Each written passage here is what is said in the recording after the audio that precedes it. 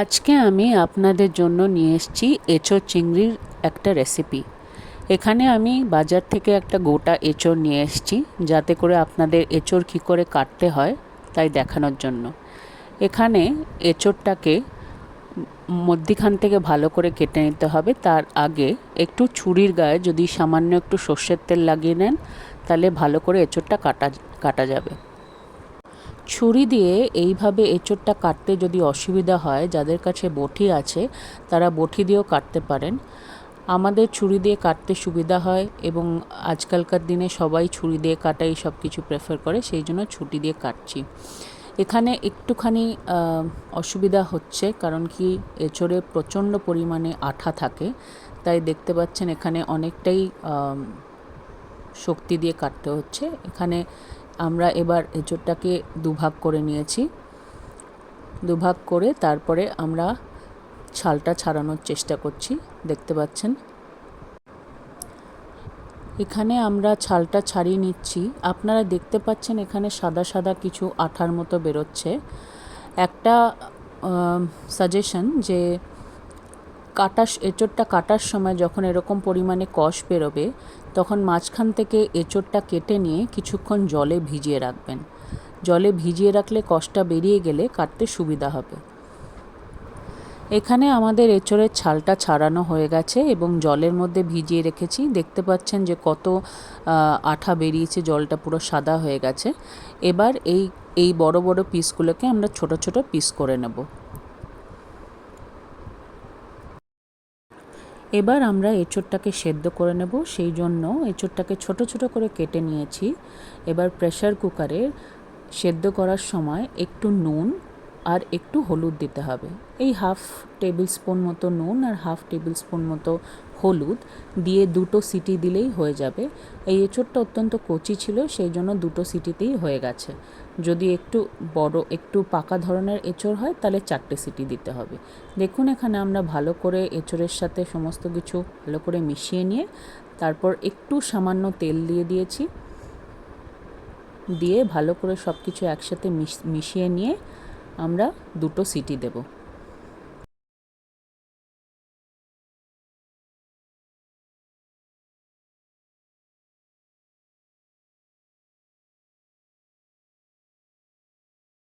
এবার আমাদের এঁচোড়টা সেদ্ধ হয়ে গেছে। চলুন এবার আমরা চিংড়ি মাছে চলে যাই। এখানে চিংড়ি মাছটাকে ভালো করে ধুয়ে সমস্ত ডিশেল ভেন করে ধুয়ে রেখে দেওয়া হয়েছে। এবার কড়াইয়ের মধ্যে, এখানে একটা কাস্ট আয়রনের কড়াই নেওয়া হয়েছে, কড়াইয়ের মধ্যে তেল দিয়েছি। তেলটা গরম হলে পরে তার মধ্যে একটু নুন, 1/2 টিস্পুন মতো নুন আর 1/2 টিস্পুন মতো হলুদ তেলের মধ্যে দিয়ে এবার চিংড়ি মাছগুলো দিয়ে ভালো করে উল্টে পাল্টে ভাজতে হবে। চিংড়ি মাছগুলো বেশিক্ষণ ভাজবেন না, কারণ চিংড়ি মাছ যত বেশি ভাজা হবে তত শক্ত হয়ে যায়, তাই একটুখানি উল্টে পাল্টে নামিয়ে নিতে হবে।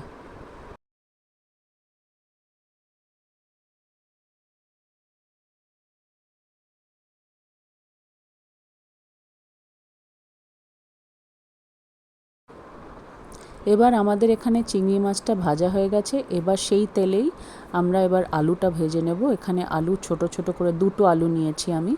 2টো আলু ছোট ছোট করে একটু নুন আর একটু হলুদ দিয়ে ভেজে নেব। এখানে আলুটা ততক্ষণ অবধি ভাজতে হবে যতক্ষণ না একটু লাল লাল মতো ভাজাটা হয়ে যায়।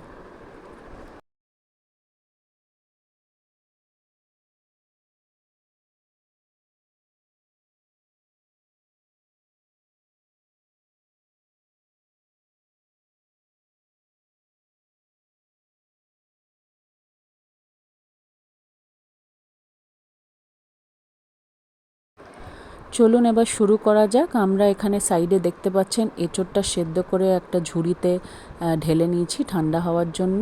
আর ওইদিকে কড়াই গরম করে তার মধ্যে 2 টেবিল স্পুন সর্ষের তেল আর জিরে ফোড়ন দিচ্ছি। জিরের পরে 2টো তেজপাতা,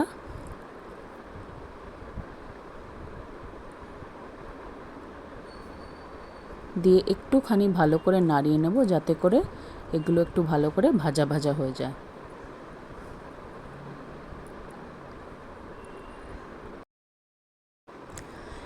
এখানে আমরা একটা পেঁয়াজ বড় বড় করে কেটে নিয়েছি। আপনাদের এঁচোড়ের পরিমাণ অনুযায়ী পেঁয়াজটা দেবেন। পেঁয়াজটাকে ভালো করে ভেজে নিতে হবে লাল লাল করে। আমার এঁচোড়ের পরিমাণ খুব অল্প ছিল বলে আমরা এখানে একটা পেঁয়াজ ব্যবহার করেছি।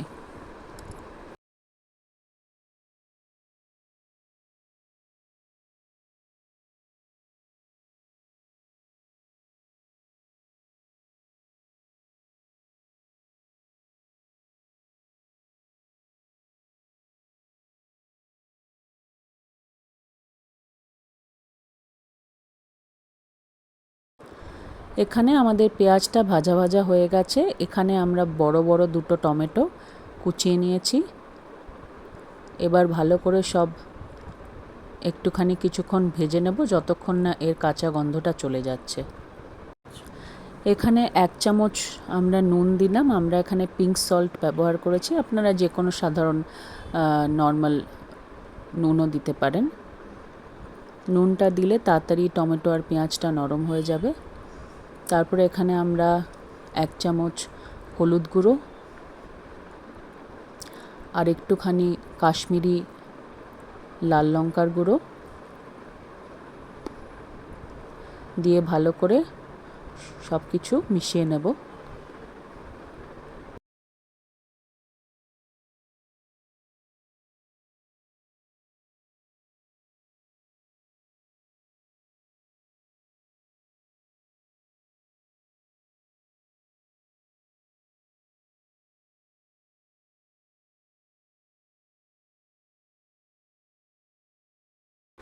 এখানে আমরা 3টে কাঁচা লঙ্কা দিলাম মাঝখান থেকে ফাটিয়ে নিয়ে।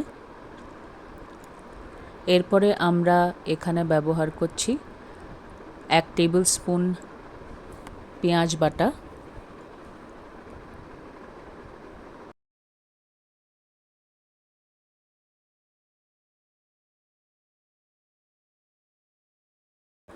এখানে 1 টেবিল স্পুন আদা বাটা দিলাম, দিয়ে সবগুলো একসঙ্গে আবার ভালো করে মিশিয়ে নেব যাতে পেঁয়াজের এবং আদার কাঁচা গন্ধটা চলে যায়।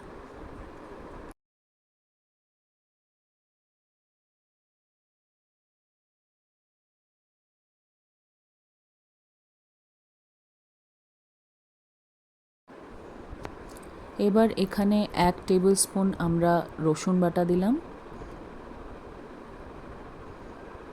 রসুন বাটা দিয়ে আবার ভালো করে সব কিছু একসাথে মিশিয়ে নিতে হবে।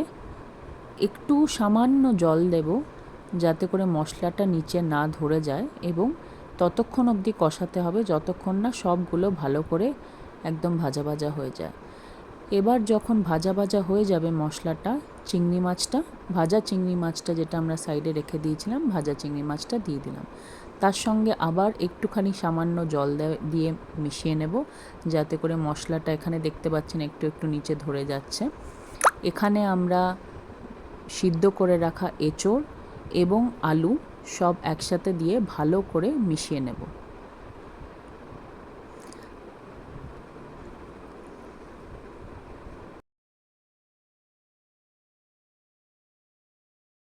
এখানে আমরা 1 চামচ জিরে আর ধনের গুঁড়ো নিয়ে একসাথে জলের মধ্যে গুলে এটা দিয়ে দেবো। সঙ্গে একটু সামান্য লাল লঙ্কার গুঁড়ো দিয়ে ভালো করে জলে গুলে নিয়ে পুরো মিশ্রণটা এর মধ্যে দিয়ে ভালো করে মিশিয়ে নেব। এরপরে এখানে আপনারা দেখতে পাচ্ছেন যখন মশলাটা ভালো করে কষে যাবে তখন পরিমাণ মতো জল দিয়ে ভালো করে এটাকে নাড়াতে থাকবো যাতে সব কিছুর মধ্যে মশলাটা ভালো করে ঢুকে যায়।